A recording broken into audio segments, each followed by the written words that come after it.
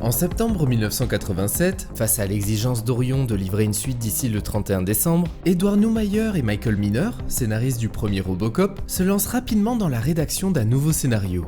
J'ai l'insigne honneur de vous présenter Robocop 2.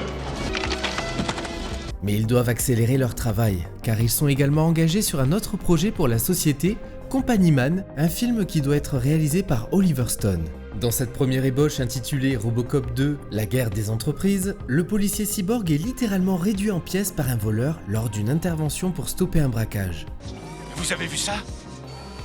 Il refait surface 25 ans plus tard dans un nouvel état américain baptisé Ameriplex, un territoire où se côtoient d'immenses complexes urbains haut de gamme, réservés pour l'élite, et de vastes quartiers délaissés, peuplés d'habitants appelés Outplexers. Remis en service dans un bâtiment déserté autrefois occupé par l'OCP désormais disparu, Robocop est réactivé par deux hommes travaillant pour Ted Flicker, un super entrepreneur ambitieux qui envisage de transformer le gouvernement national en une entreprise privée dont il serait le maître absolu. Vous voulez que Détroit soit ruiné et livré au crime afin de pouvoir l'acheter comme une vulgaire entreprise? Vous êtes des monstres. Ce que vous dites frise la diffamation. Le script prolonge également les thèmes du premier opus en présentant un futur où le capitalisme technologique atteint son paroxysme. Des maisons closes animées par des sexbots, un univers médiatique saturé de publicité pour des drogues améliorant l'humeur, et l'influence d'un rappeur cybernétique, appelé Moondog, sur l'opinion publique. En somme, cette histoire offre une vision dystopique et satirique d'un monde où la technologie, la corruption et la manipulation de masse règnent en maître, forçant un Robocop désorienté à redéfinir son rôle dans cette société radicalement transformée. Mais, le 7 mars 1988, une grève de 5 mois de la Writers Guild of America débute et conduit finalement au licenciement de Neumeier et Miner pour rupture de contrat. En effet, le studio et les scénaristes peinent à trouver un accord sur l'histoire, Orion étant contre tous les passages trop sordides du projet. Par ailleurs, Oliver Stone met également fin à Company Man afin de se consacrer à Talk Radio, ce qui amène les scénaristes à se désengager définitivement de la société. Nos avocats vous attendent. Négociez bien leurs honoraires. Pourriture! Afin d'assurer la continuité de la franchise, le studio doit accepter une clause de non-recours permettant le développement de nouveaux scénarios.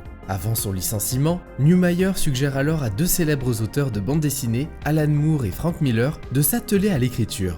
Alan Moore décline l'offre en évoquant son désintérêt pour le cinéma, tandis que Frank Miller, reconnu pour son interprétation audacieuse et tragique de Batman, s'engage sur le projet après le départ des deux auteurs du premier opus.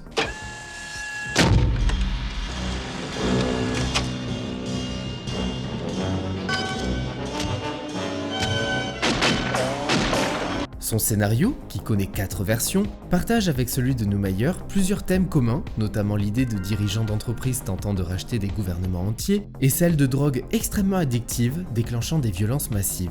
Le chef de la santé publique a été assassiné il y a plus de 20 minutes par un militant de la secte des adorateurs de la drogue NUC. Ce premier jet se distingue par un ton moins humoristique et une focalisation plus marquée sur le corporatisme. Tandis que John Davison, producteur du premier Robocop, loue la brutalité, l'action inventive, l'humour et les nuances politiques de cette première version, Orion juge le scénario infilmable et fait appel à Waylon Green, connu pour son travail sur le western La Horde sauvage, sorti en 1969, pour réécrire le scénario.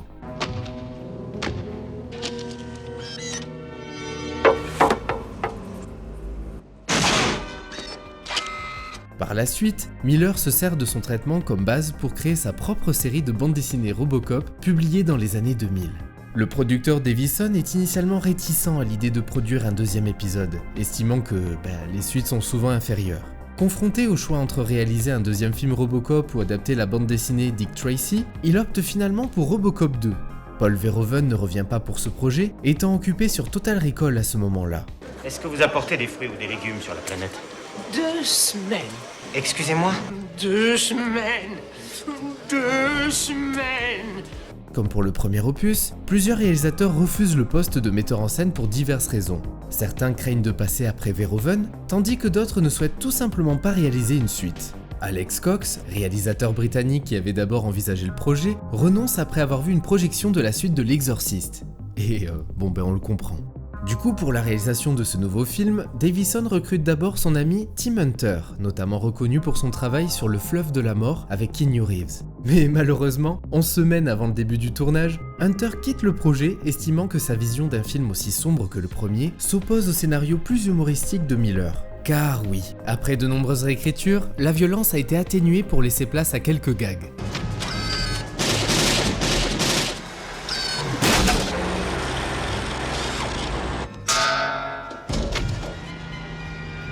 Irving Kershner, connu pour avoir réalisé l'Empire contre-attaque, est alors choisi pour reprendre les rênes. Bien que Davison ait initialement convenu avec lui de ne pas modifier le script une fois le tournage entamé en raison des délais serrés, Kershner doit finalement travailler en étroite collaboration avec le scénariste pour affiner le scénario au fil du tournage. Il ajoute notamment davantage de dialogue et abandonne plusieurs scènes. Prêt à partir en mission, Murphy? Et comment? Allons-y. Je ne peux cacher ma joie. Orion Pictures exerce un contrôle bien plus strict sur cette suite que sur le film original, rejetant régulièrement les propositions de Miller, Kershner et des acteurs. La tension règne en permanence sur le plateau. Avant même que l'histoire ne soit finalisée, la société annonce d'abord une sortie pour Noël 1989 avant d'avancer la date au début de l'été, imposant ainsi un cycle de production précipité. Newmeyer et Miner affirment que ces décisions, exclusivement motivées par des considérations commerciales, étouffent la créativité. Finalement, ce deuxième opus montre Alex Murphy, alias Robocop, se trouvant confronté à de nouvelles menaces dans un détroit chaotique.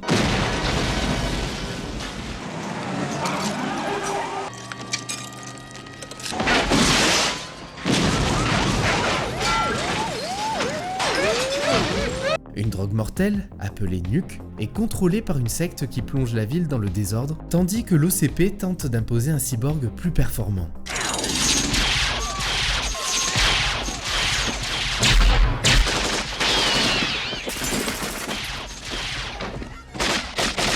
Dans cette nouvelle histoire, 2 points originaux sont à noter. Premièrement, on retrouve un enfant dans l'équipe des nouveaux méchants.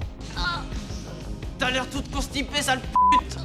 Et deuxièmement, comme je l'ai dit juste avant, l'humour est beaucoup plus poussé. Vous avez le droit de garder le silence. Mais tu ne vois donc pas que c'est un cadavre que tu tiens par la chemise? La lune n'est-elle pas magnifique ce soir? Il fait jour et c'est le soleil que tu vois. C'est l'intention qui compte, cher ami. Jamais les bons enfants ne disent de grossièreté. Va chier! Merci de ne pas fumer.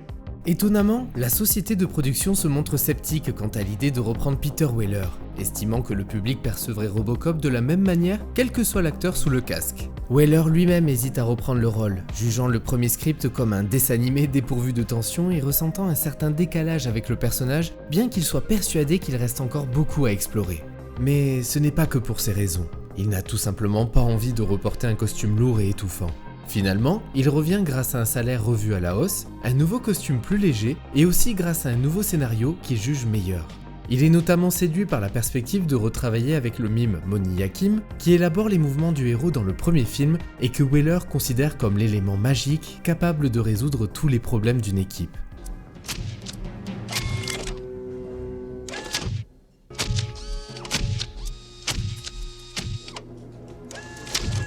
De son côté, Nancy Allen, qui elle aussi est de retour, se prépare intensivement pour le tournage en apprenant les arts martiaux et en s'entraînant pendant 2 mois dans une académie de police à Los Angeles. Quant au personnage de Kane, initialement conçu comme un trafiquant de drogue stéréotypé, son interprète, Tom Noonan, choisit de le réinventer en un ancien hippie, s'inspirant de ses propres expériences des années 60. Le tournage a lieu principalement à Houston. Un article de magazine décrit l'ambiance sur le plateau comme « l'enfer sur Terre », évoquant la révolte des acteurs et de l'équipe face à la méticulosité obsessionnelle de Kershner et à ses reprises coûteuses. Cela dit, Peter Weller réfute toutefois cette image, en affirmant que le réalisateur n'a rien retardé du tout et qu'il est très bien organisé. Bien qu'à l'époque Nancy Allen loue la créativité et le souci du détail de Kirchner, elle critique par la suite le cinéaste pour son attitude, estimant qu'il a ruiné l'humour et le cœur du scénario. Pour revenir à Peter Wheeler, il pointe également du doigt le manque d'un troisième acte dans le script. Il se rappelle avoir, dès le départ, interpellé les producteurs, le réalisateur et le scénariste en leur demandant où se trouvait ce troisième acte. Il estime qu'après avoir affronté un gros monstre, il est indispensable d'introduire un personnage pour conclure l'intrigue. La réponse qu'il reçoit est que le monstre suffit, proposition qu'il juge inacceptable.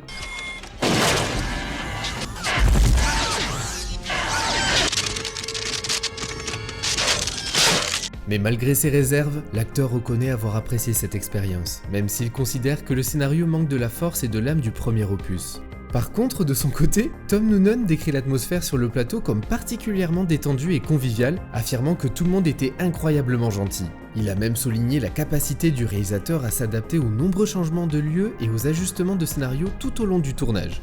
Avec tout ça, c'est compliqué de savoir qui a raison. Sinon, Phil Tippett revient du premier Robocop pour diriger l'ensemble des unités d'effets visuels de la suite pour notre plus grand plaisir. Il s'agit là de sa deuxième collaboration avec Kirchner après avoir travaillé chez Industrial Light and Magic pour l'Empire contre-attaque. Le concepteur de costumes Rob Bottin, également de retour pour ce deuxième film, s'attelle à créer un nouveau costume pour le héros. Le costume original en chrome foncé orné de paillettes métalliques et rehaussé de touches de vert, violet et or obtient un rendu irisé grâce à l'éclairage fluorescent du directeur de la photographie Joss Vacano. Toutefois, avec le remplacement de Vacano par Mark Erwin, qui opte pour un éclairage plus conventionnel, le costume de la suite apparaît plus bleu clair. Les couleurs irisées étaient directement appliquées à l'aide de poudre. Grâce à un budget plus conséquent, l'équipe des effets spéciaux peut peaufiner et polir le costume, lui conférant l'aspect voiture de spectacle que Bottin souhaite obtenir, chose qu'il n'avait pas pu réaliser lors du premier film.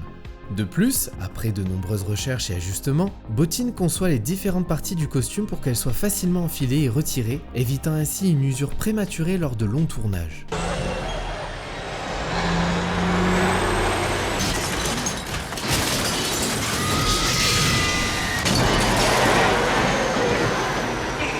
Sorti aux États-Unis le 22 juin 1990 et produit avec un budget d'environ 27 millions de dollars, Robocop 2 engrange des recettes nettement inférieures aux espérances initiales et à celles de son prédécesseur.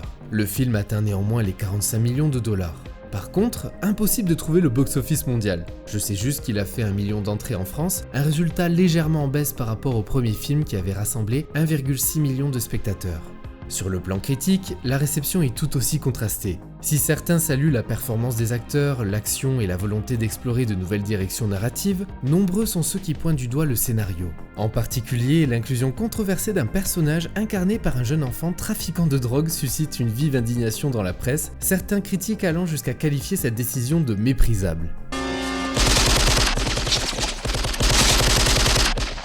Avec Robocop 2, on sait d'emblée que ça ne va pas être aussi bien que l'œuvre de Verhoeven, mais il y a de quoi passer un bon moment. Tout d'abord, les effets spéciaux sont clairement un point fort du film. On voit tout de suite que l'équipe a misé sur le spectaculaire et le résultat est bluffant.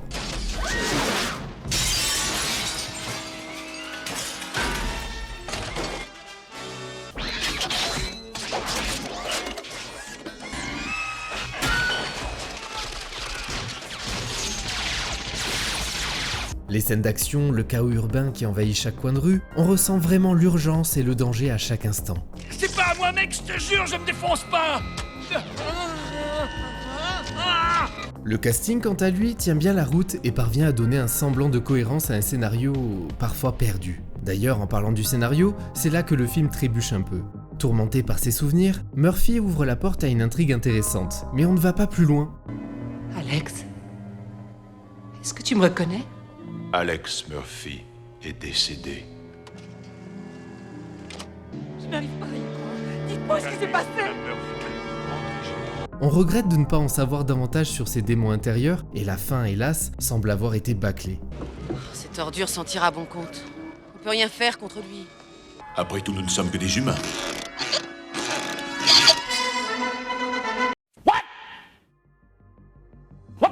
Un des éléments qui sort vraiment du lot, c'est l'originalité de l'équipe des méchants. Il faut qu'on essaie, c'est le minimum. Bon, écoute, tu laisses béton, tu t'écrases la flipper, car je vais pas discuter avec toi. Je t'interdis de parler comme ça. Et toi, tu me parles encore sur ce ton, et tu repasseras pour un du nuque, pauvre conne. Cette touche d'inhabituel apporte un vent de fraîcheur et une dose d'ironie dans l'univers autrement sombre du film. Et que dire de ces quelques publicités disséminées ici et là? Elles réussissent à détendre l'atmosphère et ajoutent un brin d'humour inattendu. Parce que l'ozone n'arrête plus les rayons mortels du soleil, l'homme a inventé Sunblock 5000. Attention, ce produit est hautement cancérigène.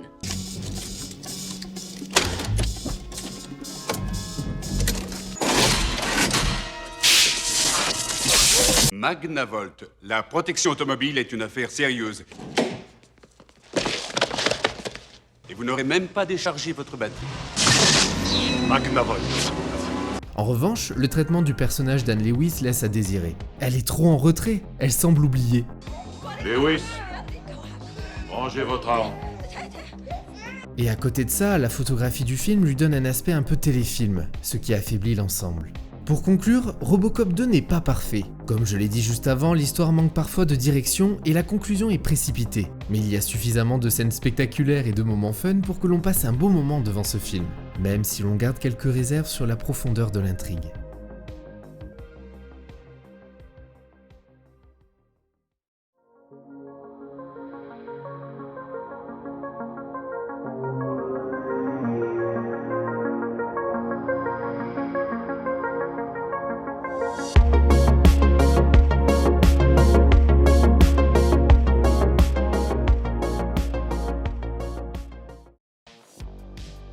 Parmi les consignes inscrites dans les nouvelles directives de Robocop se cache un message intriguant. La directive numéro 262 stipule « Éviter les réunions avec Orion ».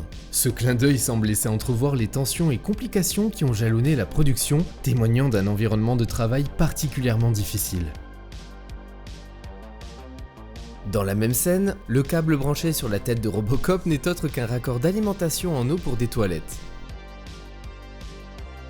Lorsque le Dr Fax consulte les dossiers des condamnés à mort sur l'ordinateur, la première photo affichée est celle du réalisateur. Socialement mal inséré? Mais tous ces hommes sont des condamnés à mort Auquel la société a renoncé. Dans ce long métrage, la ville de Détroit est décrite comme étant en faillite, tandis que l'OCP possède l'ensemble de la zone métropolitaine. Un cas où la réalité a fini par rattraper la fiction, puisque Détroit a officiellement déposé le bilan le 18 juillet 2013 avec une dette estimée entre 18 et 20 milliards de dollars. La scène où Robocop tire autour de la tête d'une personne en train de fumer, suivie de son ironique « Merci de ne pas fumer », a été officiellement approuvé et utilisé comme un message d'intérêt public. En effet, ce passage a été diffusé avant la projection de divers films dans de nombreuses salles de cinéma non-fumeurs pendant la saison estivale de l'année en question, dans le but de sensibiliser le public aux méfaits du tabac. Dans la scène où le Dr Fax reprogramme Robocop, on peut apercevoir sur un écran une série de chiffres. En les convertissant grâce au code ASCII, qui est un système de codage utilisé en informatique pour représenter des caractères sous forme de nombres, le message qui apparaît est « Pete Curran is a great guy ». Autrement dit, Pete Curran est un bon gars. C'est un petit clin d'œil amusant à Peter Curran, faisant partie de l'équipe des effets visuels du film. Nancy Allen était impatiente de travailler sur le scénario original de la suite sous la direction de Tim Hunter. Cependant, lorsqu'Hunter fut remplacé par Kirchner, ce dernier modifia intégralement le scénario, ce qui, selon l'actrice, élimina toute l'intelligence et l'humour présents dans la version initiale. Après plusieurs modifications, son personnage a été malheureusement complètement effacé du script. D'après certains membres du casting, Kirchner arrachait littéralement des pages du script chaque matin, dénonçant leur qualité en les qualifiant d'affreuses. Pendant ce temps, le scénariste Frank Miller assistait à ces scènes avec une tristesse évidente, impuissant. Bonne ambiance. Le scénario était en constante réécriture, obligeant les acteurs à recevoir leurs répliques seulement 10 minutes avant de tourner chaque scène. Tous les jeux aperçus pendant la séquence dans la salle d'arcade ont été développés par Data East, l'éditeur qui, à l'époque, produisait également les jeux vidéo Robocop. Robocop 2 est le second film de l'année 1990 qui compte le plus de morts avec un total de 58, derrière Die Hard 2 et ses 162 morts.